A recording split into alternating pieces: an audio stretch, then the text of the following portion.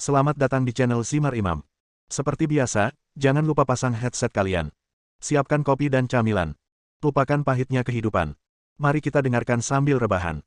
Tuan Tanah adalah dewa. Bab 215. Sepanjang sore, Qin Ming mengajari Yang Ningxuan cara mengendalikan Qi-nya, dan hanya kembali ke perusahaan untuk menjemput Gu Qingyi ketika dia hendak pulang kerja. Saat malam tiba, kompleks rumah dalam yang terpencil di pinggiran kota Donghai ditumbuhi rumput liar. Di halamannya berdiri sebuah gereja bobrok. Bahkan, penduduk setempat juga menyebut tempat ini sebagai rumah hantu. Konon pada tahun 1970-an dan 1980-an, beberapa misionaris tinggal di dalamnya, dan mereka semua meninggal mendadak dalam satu malam. Ada legenda rumah hantu tersebut yang diwariskan hingga saat ini. Warga yang sudah turun-temurun tinggal di kawasan tersebut percaya bahwa itu adalah tempat yang tidak diketahui dan tidak pernah bisa didekati dengan mudah.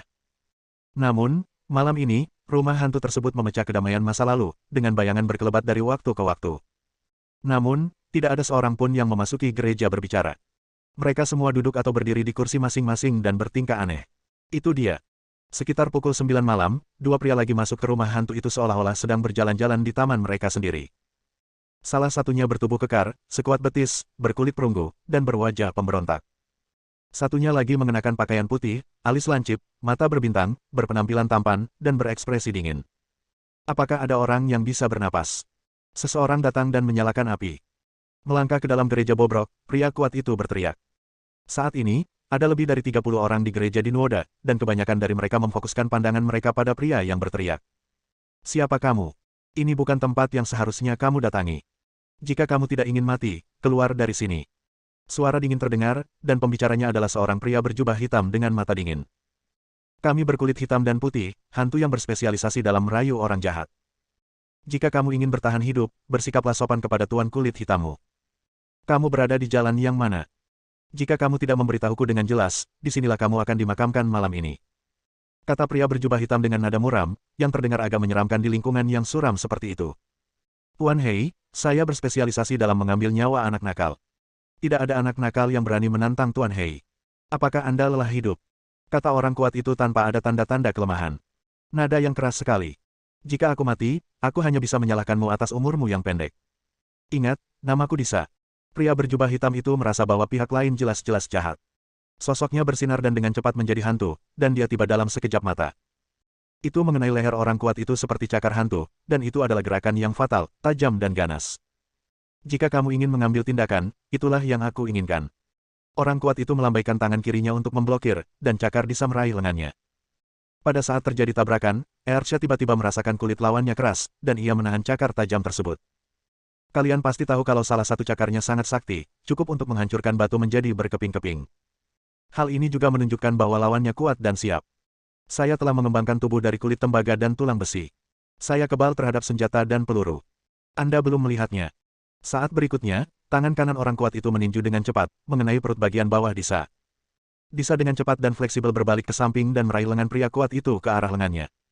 Hasilnya, tubuh bagian bawah pria kuat itu sangat stabil dan tidak bergerak sama sekali. Kamu tidak memiliki kekuatan untuk mengikat ayam, tapi kamu masih ingin menyeret Tuan Hei, kamu hanya bermimpi. Orang kuat itu mencibir, meraih lengan Disa dengan punggung tangannya, dan mengubah tangan kanannya menjadi pisau palem dan menyapunya. Disa merasa lawannya sangat kuat dan tidak bisa melepaskan diri untuk beberapa saat, sehingga ia harus melambaikan tangan kirinya untuk menemuinya. Bang! Lengan Disa mati rasa karena shock. Kekuatannya jauh lebih rendah daripada orang kuat, dan dia ditangkap lagi. Karena tidak bisa mengerahkan kelenturannya, dia segera mengangkat kakinya dan membantingnya ke perut pria berotot itu. Pria kuat itu sepertinya telah mengetahui gerakan Disa. Dia meraih lengan kiri Disa, mengangkat kakinya, dan menabraknya. Bang! Bang! Keduanya saling berpegangan, menendang kaki mereka, dan bertabrakan lebih dari selusin kali dalam sekejap. Disa hanya merasakan kakinya sakit karena syok, dan gerakannya melambat, dan dia benar-benar berada dalam posisi yang tidak menguntungkan. Bang! Orang kuat itu tiba-tiba menundukkan kepalanya, dan seorang biksu tua membunyikan bel dan memukul dada Disa. Tendang, tendang, tendang. Disa tidak bisa menahan diri untuk mundur, merasakan sesak di dada. Dia tidak mau dikalahkan seperti ini. Tepat ketika dia hendak menerkam lagi, cahaya dingin tiba-tiba melintas, dan sehelai rambutnya rontok. Ding! Sebuah pisau terbang melayang di udara dan dipaku ke dinding gereja. Kamu bukan lawanku, selanjutnya. Mata orang kuat itu seperti kilat, dia bisa melihat dengan jelas bahkan di lingkungan yang gelap, dan dia melihat sekeliling ke orang lain di dalam gereja. Jelas sekali, Pria kuat itu menunjukkan belas kasihan, jika tidak, Disa tidak akan kehilangan sehelai rambut pun. Disa tidak mengambil tindakan dengan mudah, wajahnya muram, dan dia bertanya lagi, siapa kamu, dan apa tujuan datang ke sini? Sejujurnya, kami berdua bersaudara di sini untuk bersenang-senang. Namaku Naga Hitam, dan namanya Bailong. Mereka dijuluki Hitam Putih. Kata pria kuat itu lantang, penuh percaya diri. Naga Hitam, Naga Putih, pahlawan hitam dan putih. Disa melafalkan dalam hati, dan berkata dengan dingin, aku belum pernah mendengarnya. Jika kamu berani menantang kami secara langsung, kamu harus tahu identitas kami.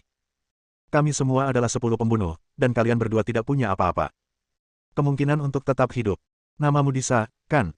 Jika yang aku pahami benar, kamu adalah pembunuh tingkat bumi di Sijue. Kamu memiliki keterampilan aneh dan telah mengembangkan tubuh roh jahat. Kamu hanya memiliki 6 pembunuh tingkat bumi di sini, yaitu tidak cukup untuk kami dua bersaudara. Mengapa kamu berkelahi dengan kami? Pria berotot yang menyebut dirinya Naga Hitam berkata dengan nada mendominasi. Disa terkejut. Pihak lain tahu segalanya tentang dia dan si Jue. Secara logika, semua pembunuh di si Jue berkumpul di sini malam ini dan beritanya tidak boleh bocor. Mungkinkah ada tahi lalatnya? Aku menyarankanmu untuk menyerah dengan patuh dan menyerahkan senjatamu tanpa membunuh. Apakah menurutmu kami, si Jue, hanyalah kesemek lemah yang dapat dengan mudah dimanipulasi? Jika kamu tidak percaya bahwa kalian berdua dapat menahan pengepungan kami, berkumpullah dan kirim mereka kembali ke barat. Secepat anak panah. 3 orang di sebelahnya lalu ikuti. Bang, bang, bang, bang. Pada saat ini, 4 suara tembakan terdengar berturut-turut, dan peluru jatuh ke kaki 4 orang yang bergegas. Penembaknya adalah Bailong, seorang pria berkulit putih yang diam sejak dia masuk. Saya melihat 2 pistol lagi di tangannya. Dia dengan cepat menarik pelatuknya, dan kedua senjata itu menembak lagi dan lagi sampai semua peluru di pistol itu habis lelah. Tembakan meledak dan benar-benar memecah kesunyian malam. Nyala api menyala dan semua peluru mendarat di kaki 10 pembunuh di lapangan tanpa kecuali. Setelah pertarungan, Bailong dengan terampil dan cepat mengganti 2 magasin baru. Aksinya selesai dalam sekejap mata. Jelas sekali bahwa dia benar-benar ahli dalam menggunakan senjata. Bailong dengan tenang meniup moncong senjatanya yang masih mengeluarkan asap hijau, dan berkata dengan dingin, jika kamu ingin melakukannya satu persatu, jika kamu berani menyerang bersama, kami akan membunuhmu tanpa ampun. Bai tua, kamu keren sekali, mencuri perhatianku. Teriak Naga Hitam tidak puas, sama sekali tidak menganggap serius lebih dari 10 pembunuh teratas yang hadir. Berapa lama Disa akan menunggu? Kedua pembunuh tingkat bumi itu bertukar pandang, mengangguk sedikit, dan mencapai kesepakatan. Mereka adalah pembunuh, berkeliaran di ambang hidup dan mati sepanjang tahun. Yang sudah beberapa kali tidak melewati gerbang neraka dan memiliki keberanian yang luar biasa, bagaimana bisa dia ketakutan? Jika kamu membenci si Jue, maka 6 pembunuh tingkat prefektur kami akan membunuhmu untuk melihat siapa yang menang. Mengikuti kata-kata Disa, 6 pembunuh tingkat prefektur termasuk dia tiba-tiba bergerak, seperti 6 anak panah yang dilepaskan dari talinya. Titik. Mereka mengepung dan menyerang dari berbagai arah, mempersiapkan perjuangan hidup dan mati, dan perang akan segera pecah. Hentikan, semuanya. Pada saat ini, suara keras bergema di dalam gereja, dan sesosok tubuh jatuh dari langit-langit. Tidak ada yang memperhatikan ketika dia datang, seolah-olah dia muncul dari udara. Retak, kresek. Di antara mereka, Zhou Zi juga ada di sana. Ketika dia melihat orang itu datang, dia menyalakan api yang telah disiapkan sebelumnya. Kayu kering yang dituangkan dengan bensin tiba-tiba terbakar. Menerangi aula gereja yang awalnya gelap.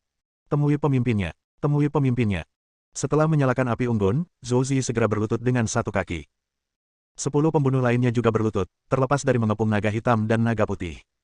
Bangun. Orang yang datang tidak lain adalah Qin Ming.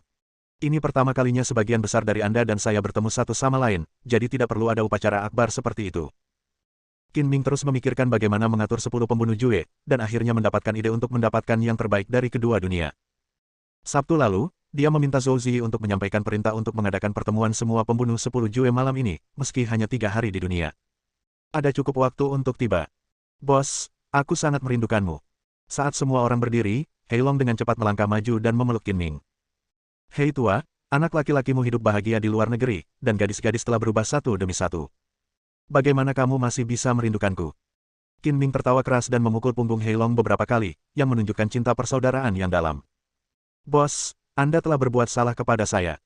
Kami mengambil keputusan besar dan bekerja keras di tempat tandus di Afrika itu selama lebih dari 2 bulan. Tugas belum selesai. Setelah menerima telepon Anda, Lao Bai dan saya segera dia datang ke sini tanpa bahkan menyentuh tangan wanita itu. Pada titik ini, Hei Long terkekeh. Jarang sekali aku bisa kembali ke negaraku.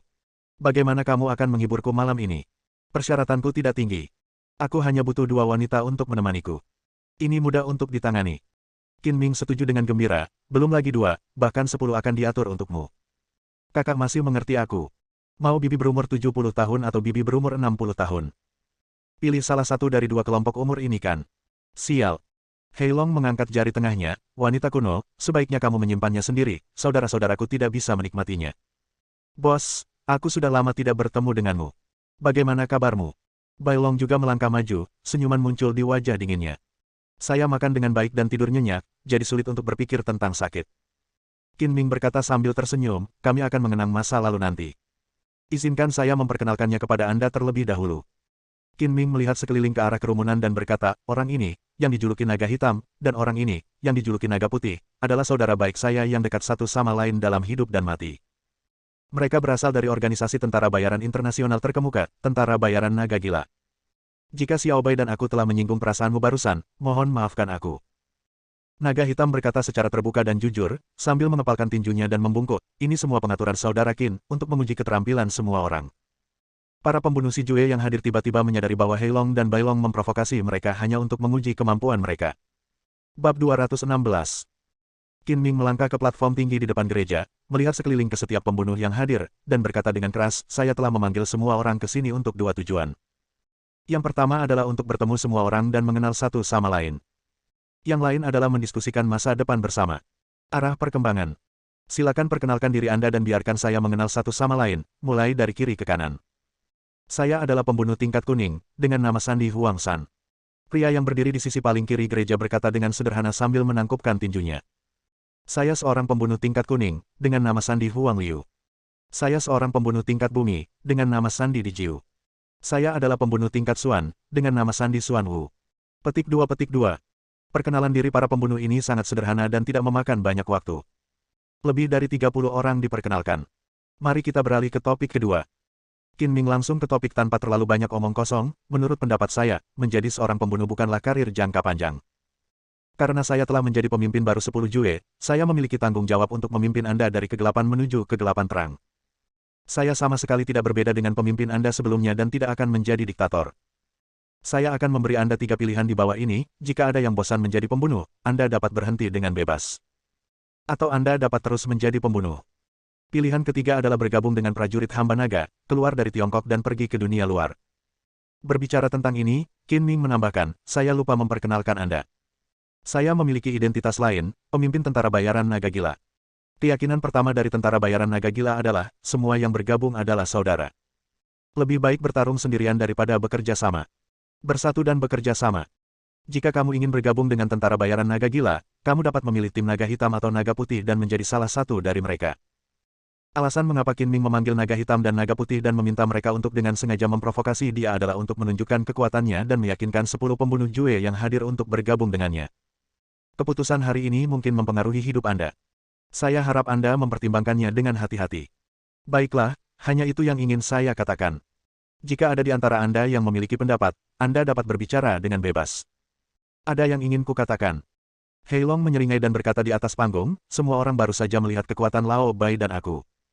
Tidak peduli tim mana yang kamu pilih untuk bergabung, aku akan menyambutmu dengan hangat. Mungkin tidak. Memahami satu sama lain ketika kita bertemu untuk pertama kalinya. Tapi saya berjanji bahwa saya pasti akan memperlakukan semua orang sebagai saudara saya di masa depan, belum lagi fakta bahwa bos ada di sini. Jika kita memperlakukan seseorang dengan tidak adil, semua orang bisa pergi ke bos untuk dikomentari. Dia selalu menjadi penolong daripada kerabat, yang juga membuat saya senang. Ada banyak kesamaan antara pembunuh dan tentara bayaran.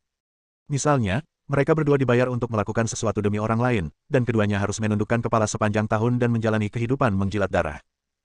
Namun perbedaan terbesar antara keduanya adalah, sebagai seorang pembunuh, kita ditakdirkan untuk hidup dalam kegelapan. Sebagai tentara bayaran, kita dapat bergerak dalam terang sesuka hati. Saya percaya setiap orang memiliki penilaiannya sendiri, dan tidak ada yang memaksa Anda untuk memilih kesempatan. Sekali Anda melewatkannya, itu mungkin sebuah tamparan di wajah. Sebuah tendangan dari surga ke neraka, saya juga menyarankan semua orang untuk berpikir dengan hati-hati. Berbicara tentang ini, Hei Long memandang Bai Long dan berkata sambil tersenyum, Bai tua, apakah Anda memiliki sesuatu untuk dikatakan, mengapa Anda tidak datang ke sini untuk mencari suara? Bai Long memiliki temperamen dingin, yang sangat berlawanan dengan kepribadian Hei Long yang banyak bicara. Dia berkata dengan tenang, saya telah bergabung dengan tentara bayaran Kuanglong selama 5 tahun dan telah mengikuti bos. Dia dengan tulus mempertimbangkan semua orang, jika tidak, kami tidak akan mengikutinya selama ini. Begitu lama. Waktu, saya yakin dia tidak akan membawa semua orang ke dalam lubang api. Apakah Anda memilih untuk tinggal di Sijue dan terus menjadi pembunuh, atau dipindahkan ke tentara bayaran Kuanglong, pemimpinnya adalah bosnya, itu tergantung pada profesi yang mana. Anda suka melakukannya, dan yang ini. Pilihan ada di tangan Anda. Tidak peduli siapa yang bergabung dengan tim saya atau tim Lao Hei, saya menyambut Anda dan memperlakukan mereka dengan setara. Semua pembunuh terdiam. Tidak ada yang menyangka bahwa mereka akan memiliki kesempatan untuk memilih hidup lagi setelah menjadi pembunuh selama bertahun-tahun. Di masa lalu, hidup adalah orang yang sempurna, dan kematian adalah hantu yang sempurna. Anda harus melakukan sesuatu meskipun Anda tidak melakukannya. Siapapun yang berani berhenti atau tidak mengikuti perintah akan dihukum berat. Dan perubahan ini membuat para pembunuh sulit beradaptasi. Saya masih perlu menekankan bahwa jika seseorang memilih untuk mundur, saya tidak akan memburu para pembelot seperti Jue Wuxian atau organisasi pembunuh lainnya. Saya akan menghormati pilihan orang-orang ini dan memberi Anda kebebasan. Suatu malam untuk memikirkannya. Setelah Anda memutuskan, Anda dapat memberitahu utusan Suan Qi tentang keputusan Anda. Saya memilih menjadi tentara bayaran dan bergabung dengan tim naga hitam. Saat ini, Disa berdiri dan berkata, seperti kata pepatah, kalian tidak bisa mengenal satu sama lain tanpa bertengkar. Saya juga mengagumi keterampilan saudara Disa dan menyambut Anda untuk bergabung. Saya pandai menggunakan senjata, dan saya mengagumi keahlian menembak Kapten Bailong. Saya memilih untuk bergabung dengan tim Bailong, kata seorang pria bermata satu dengan penutup mata di mata kirinya. Ada beberapa orang di tempat yang menyatakan niat mereka untuk bergabung dengan tentara bayaran naga gila, sementara para pembunuh yang tersisa harus kembali dan memikirkannya. Jika tidak ada pertanyaan lain, pesta malam ini selesai dan dibubarkan. Qin Ming mengumumkan. Semua pembunuh memiliki keterampilan fisik yang baik dan datang dan pergi tanpa jejak. Segera hanya Qin Ming, naga hitam dan naga putih yang tersisa di gereja. Bos, pesonamu masih sama seperti sebelumnya. Setelah kembali ke Tiongkok selama lebih dari setengah tahun, kamu telah berhasil memenangkan begitu banyak orang baik. Dengan bergabungnya mereka, tentara bayaran Kuanglong kita akan menjadi lebih kuat. Berkata sambil tersenyum. Tidak peduli berapa banyak orang yang bergabung dengan tentara bayaran naga gila pada akhirnya, itu semua berkat kalian berdua yang membantu mereka lebih banyak, kata Qin Ming. Bos, apa yang Anda maksud dengan ini? Hei Long bertanya, dulu Anda secara pribadi melatih para pendatang baru yang bergabung setiap tahun. Mengapa kami yang mengurus angkatan ini? Sial, Anda tidak bernostalgia dengan kehidupan orang biasa. Apakah kamu tidak berencana untuk kembali ke Kuanglong? Cedera mata saya belum sepenuhnya sembuh, jadi saya tidak berencana untuk kembali untuk saat ini. Qin Ming membuat alasan dan berkata, selain itu, naga gila berada di jalur yang benar, dan hal yang sama terjadi pada keduanya. Tentang Anda yang memimpinnya. Tanpa saya, tugas apa yang harus Anda ambil? Itu berbeda. Kamu adalah pendukung spiritual naga gila. Tidak ada yang bisa menggantikan peranmu yang dikagumi naga hitam. Bos, apakah kamu tidak berencana untuk kembali karena kamu jatuh ke dalam makam pahlawan kota praja yang lembut? Bailong bertanya. Bai tua, kamu sudah melihat masalahnya secara menyeluruh, kenapa aku tidak memikirkannya? Hei Long berteriak tidak puas, bos, kamu belum cukup menjadi saudara. Kita lihat. Kebetulan semuanya baik-baik saja sekarang, jadi telepon dia. Keluarlah dan perkenalkan kami satu sama lain. Adik ipar mana yang kamu bicarakan? Canda Qin Ming. Naga hitam segera menunjukkan ekspresi jijik, oke, bos, kamu juga telah mempelajari hal-hal buruk. Kamu telah merayu beberapa gadis di rumah, mengapa tidak merekrut mereka dengan jujur? Beraninya aku membandingkan denganmu. Kamu adalah pengantin pria setiap hari dan berganti pengantin setiap malam. Juga akan mengangkat tanganku. Setuju, Lao Bai, ayo pergi. Sial, tempat di mana burung tidak buang air besar seperti ini, jika kamu memiliki seorang gadis untuk menemanimu, itu bisa dianggap sebagai tempat yang bagus untuk pertarungan liar, tapi... Saya ingin perempuan tetapi bukan perempuan, saya ingin anggur tetapi bukan anggur, bagaimana Anda ingin saya hidup? Sambil berbicara, Qin Ming dan Bai Long melompat keluar dari gereja, dan naga hitam berteriak dan menyusul mereka. Kalian berdua orang yang tidak berperasaan, tunggu aku. Lebih dari setengah jam kemudian, Qin Ming dan tiga lainnya muncul di klub teratai. Ketika mereka mengetahui bahwa Qin Ming datang bersama dua saudara lelakinya, Situ Honglian secara pribadi menyambut mereka dan dengan hangat mengundang naga hitam dan naga putih ke dalam kotak mewah. Hei Long menjalani kehidupan yang bebas dan mudah, dan bisa dikatakan ahli dalam cinta. Setelah setiap misi, dia tidak pernah minum atau berhubungan seks dengan wanita, yang tidak jauh berbeda dengan penilaian Qin Ming tentang dirinya sebagai menjadi pengantin pria setiap hari. Dan berganti pengantin setiap malam. Dia menebak hubungan keduanya dari tatapan lembut di mata Situ Honglian ketika dia melihat ke arah Qin Ming. Mereka memanggil saudara iparnya, yang membuat Situ Honglian bahagia. Jarang kalian berdua datang ke sini. Kalian harus bermain beberapa hari lagi. Saya akan menghibur kalian dengan baik. Setelah makanan dan anggur disajikan, Situ Honglian menyapa, ketika kalian datang ke tempat saya, rasanya seperti pulang ke rumah. Titik. Sama-sama. Jika Anda butuh sesuatu, tanyakan saja. Heilong terkekeh, karena kakak ipar mengatakan itu, aku tidak akan sopan. Apakah kamu punya gadis cantik? Tolong panggil aku dua, kakak ipar. Jangan terlalu banyak, hanya dua. Honglian, tolong abaikan dia dan biarkan dia pergi mencari seorang gadis. Qin Ming memandang naga hitam itu dengan jijik dan berkata, Hei tua, bisakah kamu serius dan meninggalkan kesan yang baik pada adik iparku? Berhati-hatilah karena kakak iparku mengusirmu dengan marah dan membuatmu tidur di jalan. Aku orang sungguhan, tidak seperti kalian berdua yang munafik. Heilong memutar matanya, lalu memandang Situ Honglian dengan tatapan menyanjung, dan berkata sambil tersenyum, lagi pula, kakak iparku adalah orang yang baik. Dan dia tidak akan membiarkanku tidur di jalan kalau-kalau aku masuk angin. Jika aku sakit, dia harus mengirim seseorang untuk membawaku ke rumah sakit. Situ Honglian tersenyum dan berkata, kami adalah klub biasa, bukan seperti yang Anda pikirkan. Kami tidak memberikan keindahan. Saya ingin mencari tahu apa yang dapat Anda lakukan. Kakak ipar, kamu tidak cukup menarik. Saya datang jauh-jauh dari Afrika dan tidak mengenal tempat itu. Di mana saya bisa menemukannya? Dengan hubungan saudara laki-laki Qin Ming, Heilong tidak memperlakukan Situ Honglian sebagai orang luar, mengerutkan bibir untuk mengungkapkan ketidakpuasan. Kami memiliki bar kecil di klub kami, dan wanita cantik sering datang dan pergi. Saya tidak perlu memberitahu Anda sisanya. Kata Situ Honglian dengan samar. Sudah kubilang tadi. Heilong menepuk pahanya, seolah dia menemukan sesuatu yang dia sesali. Membosankan sekali minum di sini. Saya sangat menyarankan Anda untuk berpindah tempat dan pergi ke bar. Setelah bergaul selama bertahun-tahun, Qin Ming sangat mengenal Heilong. Dia dapat membantu saudara-saudaranya bahkan tanpa mengerutkan kening. Mereka adalah saudara yang dekat satu sama lain dalam hidup dan mati tidak dapat ditemukan. Terbaring di tanah seorang wanita, bahkan 9 ekor sapi pun tidak dapat menariknya pergi. Kali ini, naga hitam dan naga putih dipanggil kembali secara paksa oleh Qin Ming, dan mereka sedang menjalankan misi sebelum mereka kembali. Pria ini pergi mencari seorang wanita, aku harus menahannya sampai aku mati. Dalam keputusasaan, Qin Ming tidak punya pilihan selain menyetujui kepindahan Heilong ke bar agar laki-laki itu bisa menjemput perempuan. Tapi Heilong tidak suka bar di klub Honglian terlalu kecil. Dia bertanya kepada beberapa pelayan dan mengetahui bahwa bar terbesar di distrik Nancheng bernama Uranus, jadi dia bersikeras untuk pergi ke bar ini. Situ Honglian mengerutkan kening, Uranus bar milik geng Elang Langit, menurutku lebih baik lupakan saja. Bagaimana kalau ganti ke yang lain? Lupakan geng Elang Langit dan klub burung kecil, ayo pergi ke bar ini. Heilong sangat bersemangat, dan mengikuti kata-katanya, dia bergegas turun. Bersambung.